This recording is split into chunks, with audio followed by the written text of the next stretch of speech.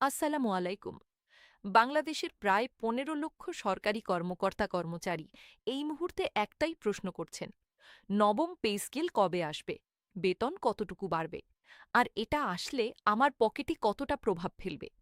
আজকের এই ভিডিওতে আমি আপনাদের দেব নবম পে স্কেলের একদম সর্বশেষ আপডেট, প্রস্তাবিত বেতন তালিকার গ্রেড ভিত্তিক বিশ্লেষণ, কবে থেকে কার্যকর হতে পারে তার সম্ভাব্য তারিখ, এবং সবচেয়ে গুরুত্বপূর্ণ, কেন এত দেরি হচ্ছে তার আসল কারণ। তাহলে শুরু থেকে শেষ পর্যন্ত দেখুন, কারণ শেষে একটি গুরুত্বপূর্ণ তথ্য দেব যা অনেকে জানেন না। চলুন শুরু করি। প্রথমে একটু পেছনে তাকানো দরকার। ১৯৭৩ সালে স্বাধীন বাংলাদেশে প্রথম জাতীয় পে স্কেল চালু হয়। সেই থেকে এ পর্যন্ত মোট ৮টি পে স্কেল ঘোষণা করা হয়েছে। সর্বশেষ অষ্টম পে স্কেল কার্যকর হয়েছিল ২০১৫ সালে। নিয়ম অনুযায়ী প্রতি ৫ বছর পর পর নতুন পে স্কেল আসার কথা। সেই হিসেবে ২০২০ সালেই নতুন পে স্কেল আসা উচিত ছিল, কিন্তু তা হয়নি। কারণ ২০২০ সালে বিশ্বজুড়ে আঘাত হানল করোনা মহামারী। সরকারের পুরো অর্থনৈতিক পরিকল্পনা তখন এলোমেলো হয়ে যায়। তারপর একে একে যুক্ত হল বৈশ্বিক মুদ্রাস্ফীতি, ডলার সংকট, বিদেশি মুদ্রার রিজার্ভ পতন এবং ২০২৪ সালের রাজনৈতিক পট পরিবর্তন। ফলে দীর্ঘ ১১ বছর পার হয়ে গেছে, কিন্তু নবম পে স্কেল আজও আনুষ্ঠানিকভাবে ঘোষিত হয়নি। এই ১১ বছরে দ্রব্যমূল্য বেড়েছে ৩ থেকে ৪ গুণ, কিন্তু সরকারি কর্মচারীর বেতন সেই একই জায়গায় দাঁড়িয়ে। বিষয়টা কতটা কঠিন সেটা একটা উদাহরণ দিয়েই বোঝা যায়। ২০তম গ্রেডের একজন কর্মচারী আজও মাত্র ৮,২৫০ টাকা মূল বেতন পাচ্ছেন। ঢাকা শহরে এই টাকায় কি সংসার চলে? ২০২৪ সালের ৫ আগস্টের পর বাংলাদেশে অন্তর্বর্তী সরকার ক্ষমতায় আসে। এই সরকার দায়িত্ব নেওয়ার পরপরই সরকারি কর্মচারীদের দীর্ঘদিনের দাবির কথা বিবেচনা করে দ্রুত পদক্ষেপ নেয়। ২০২৫ সালের ২৪শে জুলাই সরকার আনুষ্ঠানিকভাবে গঠন করে নবম জাতীয় বেতন কমিশন। কমিশনের সভাপতি সাবেক অর্থসচিব জাকির আহমেদ খান। সদস্য সংখ্যা ২৩ জন। ২০২৫ সালের ১৪ আগস্ট কমিশনের প্রথম সভা অনুষ্ঠিত হয়। কমিশনকে প্রথম বৈঠকের তারিখ থেকে মাত্র ৬ মাসের মধ্যে রিপোর্ট জমা দিতে বলা হয়, এবং কমিশন সেই সময়সীমার মধ্যেই কাজ শেষ করে। ২০২৬ সালের ২১শে জানুয়ারি কমিশন তাদের তারাচিহ্ন চূড়ান্ত প্রতিবেদন তারাচিহ্ন সরাসরি প্রধান উপদেষ্টার কাছে জমা দেয়। রিপোর্ট জমার পর সরকার একটি সচিব কমিটি গঠন করে প্রস্তাব পর্যালোচনা শুরু করে। তারপর ২১শে এপ্রিল ২০২৬ সরকার জাতীয় বেতন commission, judicial service pay commission এবং সশস্ত্র বাহিনী বেতন কমিশন সংক্রান্ত সুপারিশ প্রণয়ন কমিটি পুনর্গঠন করে। এই পুনর্গঠিত কমিটি সম্প্রতি তাদের চূড়ান্ত মতামত জমা দিয়েছে। অর্থ মন্ত্রণালয় ইতিমধ্যে জানিয়েছে, কমিটির এই মতামতের ভিত্তিতে ২০২৬-২৭ অর্থবছরের বাজেটে পে স্কেলের জন্য বিশেষ বরাদ্দ রাখার নীতিগত সিদ্ধান্ত নেওয়া হয়েছে। মানে সিস্টেম চলছে, চাকা ঘুরছে। প্রশ্ন হল, কতটুকু বেতন বাড়বে? এখন আসল প্রশ্নে আসি, বেতন কতটুকু বাড়বে?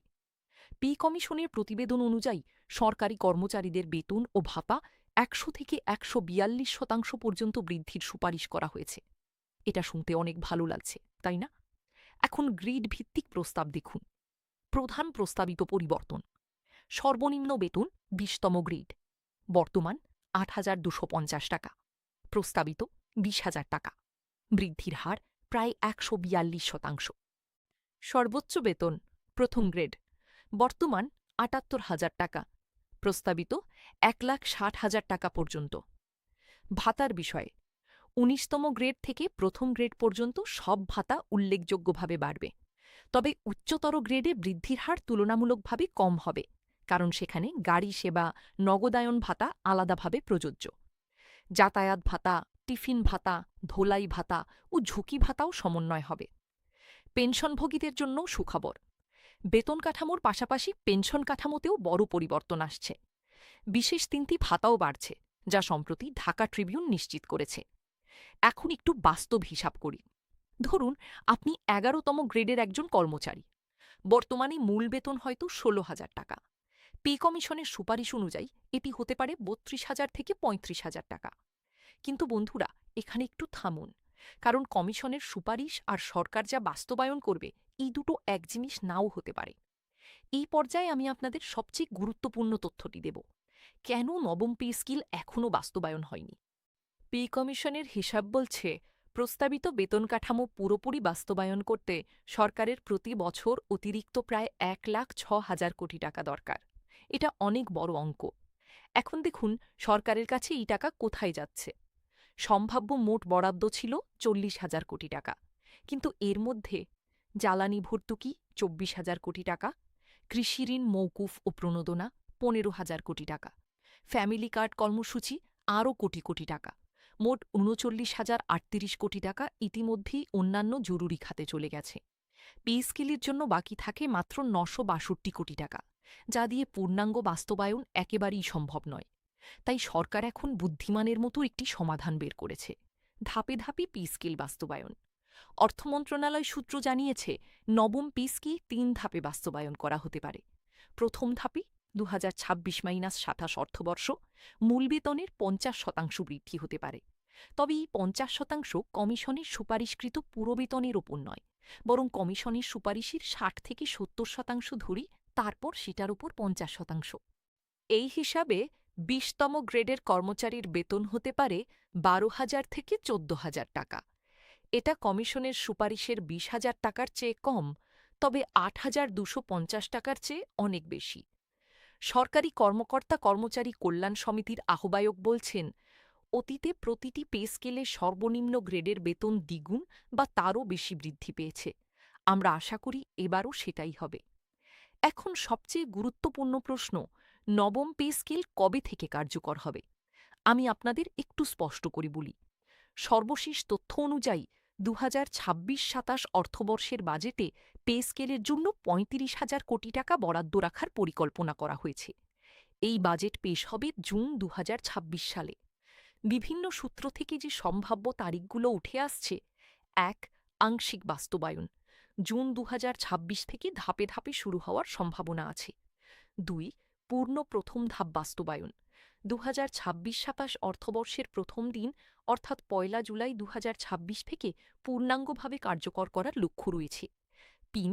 দ্বিতীয় ও তৃতীয় ধাপ, পরবর্তী দুটি অর্থবর্ষে ধাপে ধাপে। অর্থ মন্ত্রণালয়ও ইঙ্গিত দিয়েছে, আসন্ন বাজেটে পে স্কেলের জন্য বিশেষ বরাদ্দ রাখা হচ্ছে।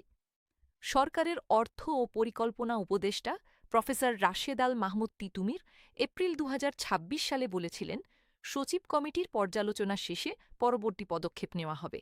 সেই পর্যালোচনা এখন শেষ হয়েছে। তাহলে হিসাব পরিষ্কার, জুন জুলাই 2026 এটাই নবম পে স্কেলের সম্ভাব্য বাস্তবায়ন সময়। শুধু কাগজে কলমে আলোচনায় সীমাবদ্ধ নেই বিষয়টি, মাঠে রীতিমতো আন্দোলন হয়েছে। 2026 সালের 6ই ফেব্রুয়ারি নবম পে স্কেল বাস্তবায়নের দাবিতে সরকারি কর্মচারীরা প্রধান উপদেষ্টার বাসভবন যমুনা অভিমুখে মিছিল করেন। পুলিশ সেই মিছিলে জলকামান ও সাউন্ড গ্রেনেড ব্যবহার করে। এই ছবিটা অনেক কিছু বলে, 11 বছর ধরে বঞ্চিত কর্মচারীরা কতটা ক্ষুব্ধ। এছাড়া বিভিন্ন সংগঠনের দাবি ছিল, সর্বনিম্ন বেতন 35,000 টাকা করতে হবে, ডিসেম্বর 2025-এর মধ্যেই প্রজ্ঞাপন জারি করতে হবে, জানুয়ারি 2026 থেকে কার্যকর করতে হবে। সেই সব দাবি পুরোপুরি পূরণ না হলেও সরকার যে এখন বাস্তবায়নের পথে হাঁটছে এটা নিশ্চিত। আর আসছে 16ই মে 2026, সরকারি কর্মচারীদের সংগঠনগুলো একটি বড় প্রতিনিধি সমাবেশের ডাক দিয়েছে। তারা বলছেন, 11 বছরের বঞ্চনা আর নয়। এই চাপ সরকারকেও দ্রুত সিদ্ধান্ত নিতে উৎসাহিত করছে। এখন কিছু গুরুত্বপূর্ণ প্রশ্নের উত্তর দিচ্ছি। প্রশ্ন 1. অবসরপ্রাপ্তরা কি সুবিধা পাবেন? হ্যাঁ, পেনশন কাঠামোতেও পরিবর্তন আনার সুপারিশ করা হয়েছে। পেনশনভোগীরাও উপকৃত হবেন। প্রশ্ন 2. বেসরকারি শিক্ষকরা কি সুবিধা পাবেন? এমপিওভুক্ত শিক্ষকদের জন্য আলাদা বিবেচনার কথা আলোচনায় রয়েছে, তবে এখনও চূড়ান্ত সিদ্ধান্ত আসেনি। প্রশ্ন 3. পে স্কেল কি পূর্ববর্তী তারিখ থেকে কার্যকর হবে? কমিশন সুপারিশ করেছে রিপোর্ট জমার দিন থেকে কার্যকর হওয়া উচিত, অর্থাৎ জানুয়ারি 2026। তবে সরকার তা মানবে কিনা নিশ্চিত নয়। তাহলে বন্ধুরা, সংক্ষেপে বলি, নবম পে স্কেল নিয়ে এখন পর্যন্ত যা জানা গেছে: বেতন কমিশন রিপোর্ট জমা দিয়েছে জানুয়ারি 2021 সালে। সুপারিশ গড়ে 100 থেকে 142% বেতন বৃদ্ধি। সর্বনিম্ন বেতন প্রস্তাব 20,000 টাকা। বাজেটি বরাদ্দ 35,000 কোটি টাকা রাখার পরিকল্পনা। বাস্তবায়ন পদ্ধতি 3 ধাপে। সম্ভাব্য কার্যকর তারিখ জুলাই ২০২৬। তবে একটি গুরুত্বপূর্ণ কথা মনে রাখবেন, এটি এখনও চূড়ান্ত নয়। গেজেট প্রকাশ না হওয়া পর্যন্ত সবকিছুই প্রস্তাব বা সম্ভাবনা। আমি এই চ্যানেলে যে কোনো নতুন আপডেট আসা মাত্রই ভিডিও করব, তাই এখনই চ্যানেলটি সাবস্ক্রাইব করুন এবং বেল আইকনে ক্লিক করুন, যাতে একটিও নোটিফিকেশন মিস না হয়। আজকের ভিডিও যদি আপনার উপকারে আসে তাহলে লাইক দিন এবং আপনার পরিচিত সরকারি চাকরিজীবীদের সাথে শেয়ার করুন। কমেন্টে জানান আপনি কোন গ্রেডে আছেন এবং নতুন পে স্কেলে আপনার বেতন কত হওয়া উচিত বলে মনে করেন। আল্লাহ হাফেজ। দেখা হবে পরের ভিডিওতে।